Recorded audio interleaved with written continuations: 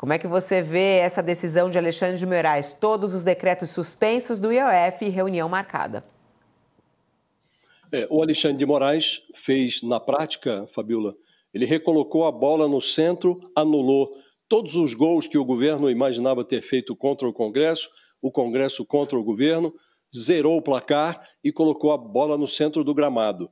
E é muito constrangedor para os atores do Executivo e do Legislativo que essa decisão tenha sido tomada, essa iniciativa em busca de uma conciliação, tenha sido tomada por um ministro do Supremo Tribunal Federal. A política, com um parafuso a menos, está delegando, por assim dizer, terceirizando uma composição que lhe cabe, é uma composição eminentemente política, está sendo transferida para o âmbito do judiciário. Então, delegaram ao Alexandre de Moraes a tarefa de costurar um acordo político que os agentes políticos não foram capazes de executar. E é muito curioso, Fabio, que nesse momento ainda as autoridades do Executivo não conseguem conversar com a do Legislativo. Agora, evidentemente, vão ter que conversar, porque não faz nexo que eles permitam que esse impasse perdure até 15 de julho. Seria mais ou menos constrangedor se o ministro da Fazenda conseguisse restabelecer a linha direta que mantinha com o presidente da Câmara, Hugo Motta. Dias atrás, o Fernando Haddad, o ministro Fernando Haddad, disse que aguardava um telefonema do Hugo Motta, porque ele tinha enviado uma mensagem e não obteve resposta. Do mesmo modo, o Hugo Motta deixou sem resposta a Gleisi Hoffmann, que é a coordenadora política do Palácio do Planalto. O Lula disse, vou chamar os presidentes da Câmara e do Senado para conversar na semana que vem, depois da viagem que ele realizou à Argentina, agora está envolvido com a reunião dos BRICS no Rio de Janeiro, depois ele chamaria os presidentes da Câmara e do Senado. Então é muito constrangedor o que está ocorrendo, Fabiola, é constrangedor que a política tenha que terceirizar uma composição que deveria ser da sua responsabilidade para o Supremo. E o mais preocupante, Fabiola, é que isso daqui, como a gente vem dizendo desde o início desse conflito, é um detalhe, o IOF é um detalhe que esconde um buraco nas contas que nem executivo nem legislativo conseguem encaminhar uma resolução, e o buraco esconde algo muito mais conflituoso, que é uma desavença do governo com o Congresso em relação às emendas parlamentares. Emendas que já estão aí consumindo 50 bilhões de reais por ano, agora está começando a discussão do orçamento do ano que vem, então vão rediscutir esse valor, vai ficar nesse valor, vai aumentar, e o Congresso está agora pretendendo estabelecer, aprovar um cronograma para que o governo seja obrigado a liberar os recursos antes do período da campanha eleitoral de 2026. Então o Congresso, além de definir o valor, onde vai ser aplicado e tornar obrigatória a execução, o pagamento das emendas, ele agora quer definir a data. O Lula é obrigado a liberar na data tal, porque eu tenho meu interesse político no município qual, e o governo vai ficar absolutamente submetido aos interesses paroquiais e patrimonialistas dos congressistas, né? Então, esse é o jogo que está sendo jogado nos subterrâneos, Fabiola. O IOF vai resultar num entendimento, não há muita dúvida, porque o entendimento interessa a todos. Mas em relação às emendas, esse entendimento está longe de ser obtido e ele está na mesa de outro ministro, que é o ministro Flávio Dino, que, a propósito, também fez o caminho de volta de Pedro Álvares Cabral e está lá em Lisboa. Ô, Josias, quando você fala do entendimento, que tipo de entendimento você espera, né? Porque, por exemplo, a gente está trazendo essa notícia agora, é a manchete principal já do UOL, e eu acho que é a grande notícia deste momento. O ministro do Supremo Tribunal Federal, Alexandre de Moraes, chama o governo, chamou o Congresso diante dessa brigaiada que a gente narrou para você aqui ao longo da semana. Vem para cá governo, vem para cá Congresso, vamos sentar aqui na sala de audiências do Supremo, vamos decidir essa história.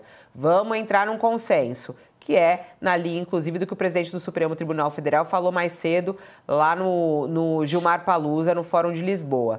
E aí eles vão sentar todos à mesa e vão chegar a um entendimento, que é o que você disse, que talvez não seja difícil chegar nesse entendimento, ou seja, não vai ter que o Supremo falar, então vai ser isso, optar por um lado ou por outro. Chamou os dois lados para que eles consigam chegar num acordo.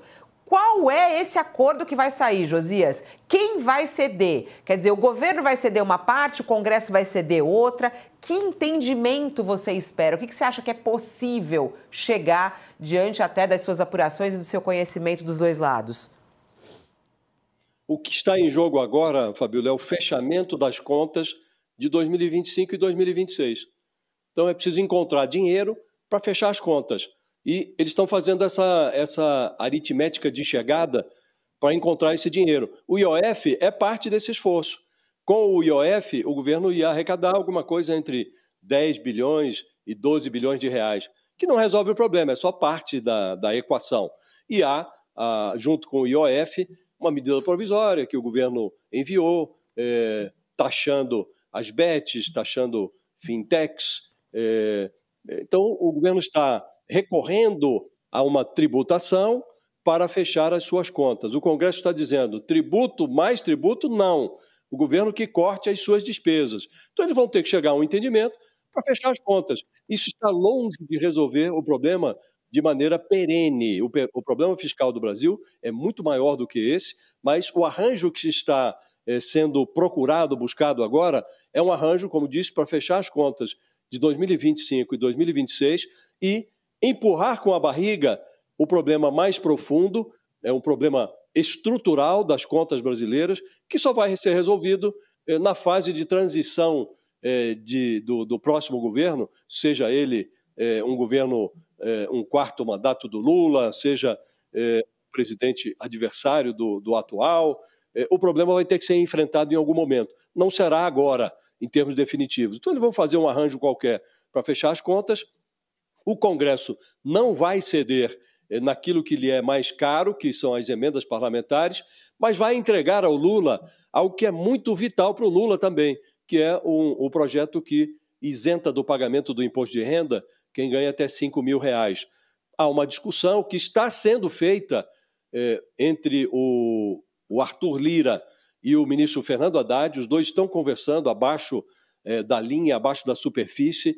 Eles estão conversando, estão arrematando esse entendimento, porque se você dá isenção de pagamento de imposto de renda para quem ganha até R$ 5.000, você precisa buscar em algum lugar o dinheiro que o governo deixará de arrecadar, porque estamos falando de um governo que está com o cinto apertado e não pode prescindir de nenhum centavo. Então, o governo tinha proposto tributar quem ganha mais de R$ 50.000 por mês, mais de R$ 600.000 por ano, e o Arthur Lira parece que tem uma solução alternativa, é o que está se discutindo agora. Então eles vão discutir, Fabíola, esse é o entendimento que eles vão fazer, um entendimento que permita ao governo fechar as contas de 2025, 2026, com corte, com mais arrecadação, se for arrecadação, precisa ver de onde vai tirar, e enquanto isso vai continuar o quebra-pau nas redes sociais, cada um fazendo o seu jogo, já com vistas à eleição do ano que vem, a eleição presidencial,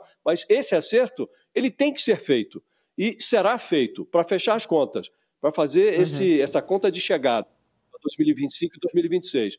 E a guerra a guerra eleitoral, essa vai continuar nas redes sociais, a guerra das emendas não será solucionada agora, esse problema estrutural das contas é um problema que está sendo empurrado com a barriga há 10 anos e vai ser empurrado mais um pouco. O próximo presidente talvez não escape de uma solução mais definitiva, Fabíola.